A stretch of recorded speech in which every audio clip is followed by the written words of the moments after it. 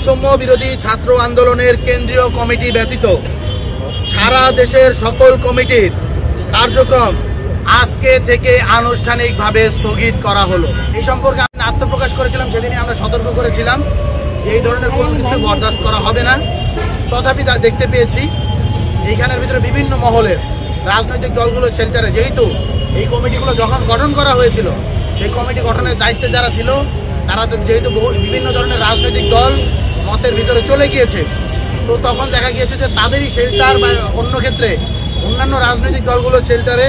অনেক সময় তারাও বিপদগামী হয়েও জুলাই গণ অভ্যুত্থানের যোদ্ধা যারা তাদের অনেকেই বিপদগামী হয়েছে এবং এর মধ্যে দিয়ে তাদের মাঝে কিছু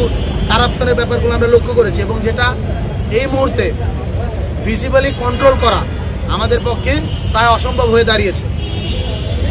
তাই অর্গানোগ্রামের জরুরি মিটিং ডাকা হয়েছিল, সেখানে অর্গানোগ্রামের 4 জন উপস্থিত ছিলেন এবং তাদের সম্মিলিত সিদ্ধান্তে আজকে একটি সিদ্ধান্তে আমরা বৈষম্য বিরোধী ছাত্র আন্দোলন উপনীত হয়েছি যে বৈষম্য বিরোধী ছাত্র আন্দোলনের কেন্দ্রীয় কমিটি ব্যতীত সারা দেশের সকল কমিটির কার্যক্রম আজকে থেকে আনুষ্ঠানিকভাবে স্থগিত করা হলো। এর মধ্য দিয়ে আমরা বৈষম্য বিরোধী ছাত্র আন্দোলনের আগামী কার্যক্রম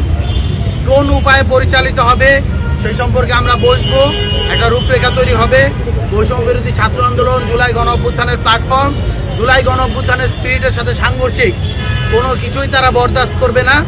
এই জিনিসটা আমরা স্পষ্ট করে বলতে চাই এবং তার জন্যই আজকে আমাদের এই বড় ধরনের সিদ্ধান্ত নিতে হচ্ছে। তবে এই কথাও আমরা বলে যাচ্ছি, যারা বৈষম্য বিরোধী ছাত্র আন্দোলনের ব্যানারে থেকে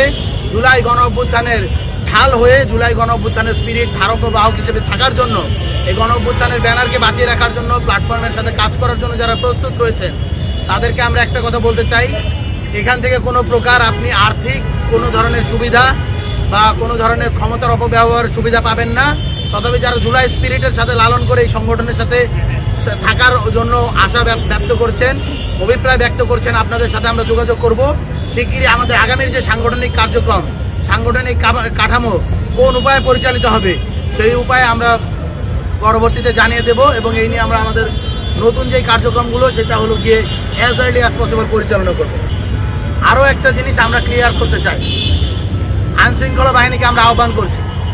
সারা দেশে আজকের এই প্রেস কনফারেন্সের পর থেকে বৈষম্য বিরোধী ছাত্র আন্দোলনের ব্যানারকে ব্যবহার করে